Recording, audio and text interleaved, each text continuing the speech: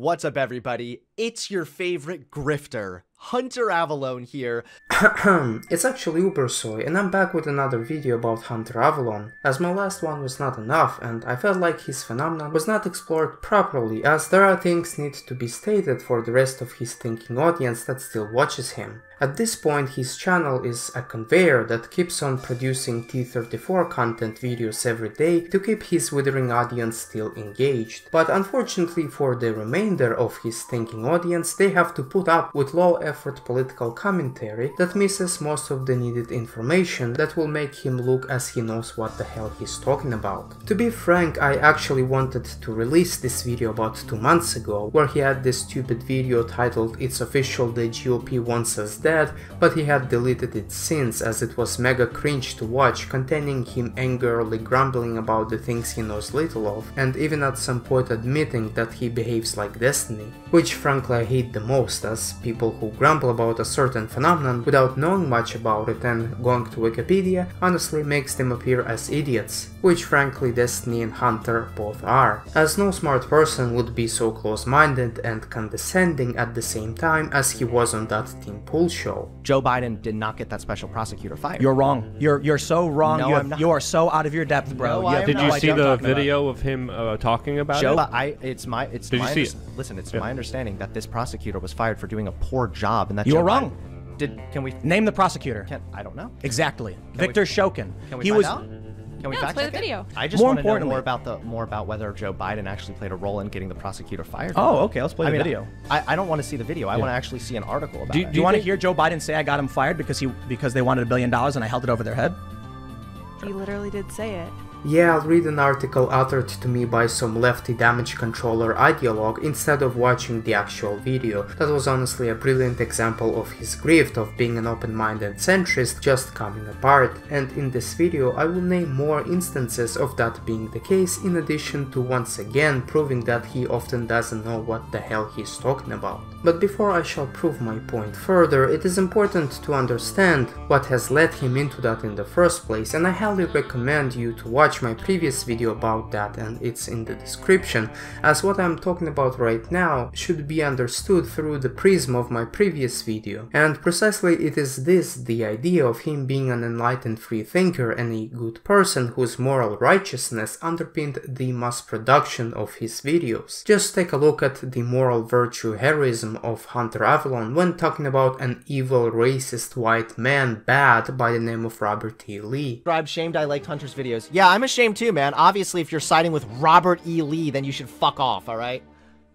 Like, seriously, is this what we have to deal with now? Even saying that Robert E. Lee was a bad person is now controversial to the right? Really? Why are any of these reasons a good reason to keep the statues up? He said slavery was bad, guys. Trophies are for winning, so why are we putting a bunch of stupid-ass statues up to honor racists? I don't understand why conservatives are so, like, set on keeping statues of traitorous losers that defended slavery. I guess I'm a soy boy libcuck SJW, guys, because I said slavery is bad, and no, this can't be real. This has to be a joke. Just an emotional, righteous condemnation so vile and wild that perhaps he may have made amends to his previous admiration of Robert E. Lee. But if you look at the context of what his criticism towards this man, it almost comes down to whatever is associated with slavery and Confederacy is bad, despite Robert E. Lee being actually against the institution of slavery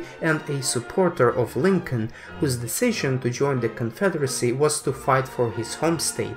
But all of that and whatever was said in the PragerU video was just easily dismissed and didn't even matter, as he was associated with the Confederacy and therefore he was racist and therefore his statue must be torn down, which is a little bit stupid coming from a guy talking about nuances and context when he was talking about how banning of Trump and his loyal accounts from Twitter was justified and was not an act of censorship, but an act of common sense decisions because nuances. And that nuance needs to be examined.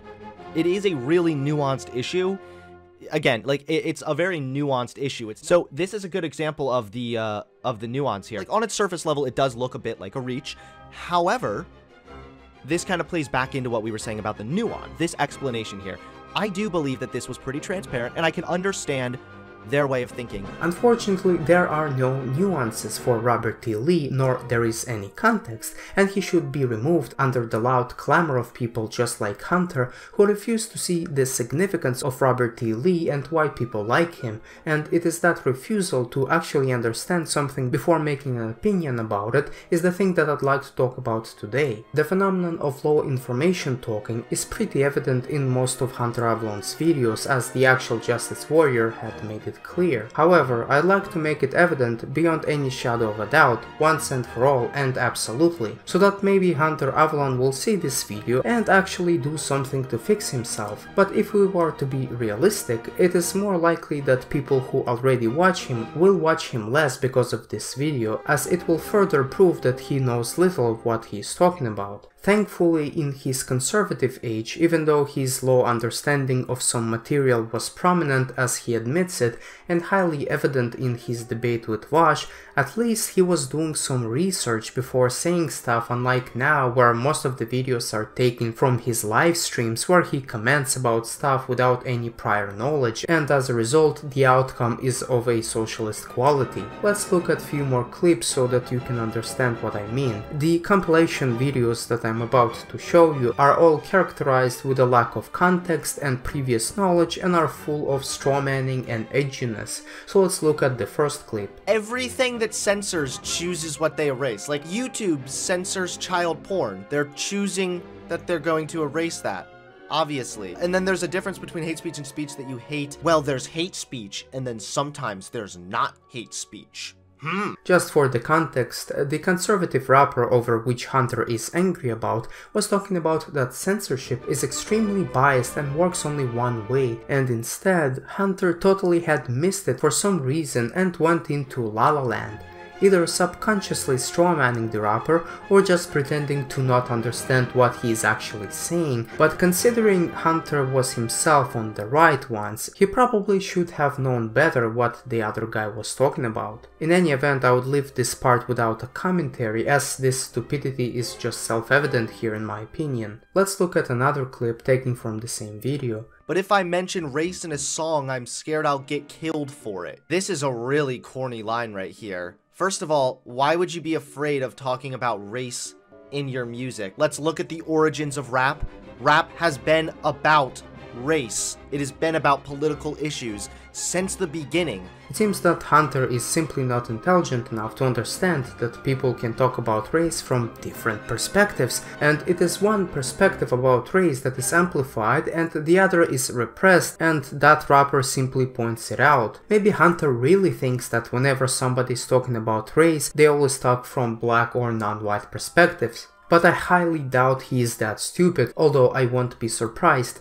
The final cherry on the cake comes with the line regarding the rapper being afraid to die if he speaks of race. Secondly, I don't really care if you're scared that you'll get killed for it. Your fear does not mean that there is something legitimate to be afraid of. Yeah, what an absolute edgelord, totally disregarding the concerns of other people, but I bet he would never dare to say anything remotely close to this to a trans person. Another video that highlights his absolute cluelessness is called Lauren Chan Gets Triggered by Kids Books, where he started kind of objective but then showed total cluelessness about the implications and the context behind the books she had reviewed and the surrounding narratives that make those books popular. This book is anti-racist.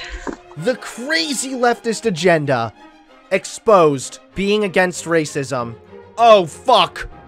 Shit! The most bizarrest of leftist agendas infiltrating and seeping through every page. Maybe it teaches people to not grow up and be like you, Lauren. The infamous anti-racist baby book. Like, this is actually just being sold with the other picture books.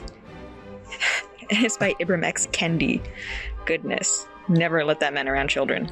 I don't even know who that is. Should I know who that is? Yes, you should, as the context for that book matters, and it does not actually help to fight racism despite what it preaches, but in fact it promotes racial division. But of course Hunter had simply seen anti-racism at the cover and thought it's an okay book. Judging a book by its cover! Just like people who love Antifa because it stands for anti-fascism and anti-fascism is good. But Hunter is not willing to look into the context and instead focuses on commenting the titles of the books as if words exist without a context. Now let's look at his PragerU video, where you would assume that he would engage with whatever the other person was saying and not just go into a separate tirade not related to it, but you would be wrong. This is another thing I've noticed with conservatives. It is so hard for them to just address the actual argument.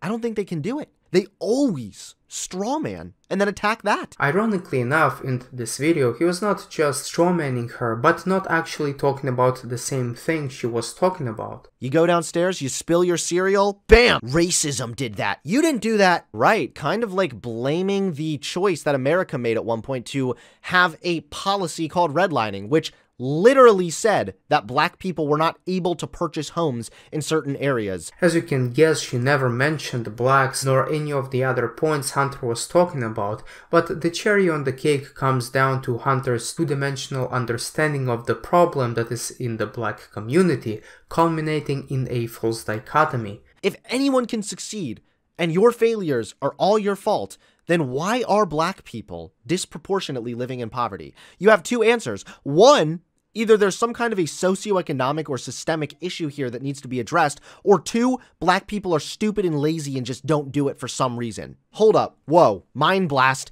Either they are lazy or either there is systemic racism. Brilliant. This reductionist point of view that it's either or is just not true. Oh, the lack of self-awareness. And finally, before the important announcement, if you want to see some Hunter repeating some cringy, totally not enlightened centrist talking points, then here's a little compilation. No, they banned him for how his words could be interpreted. Sorry I like edgy humor.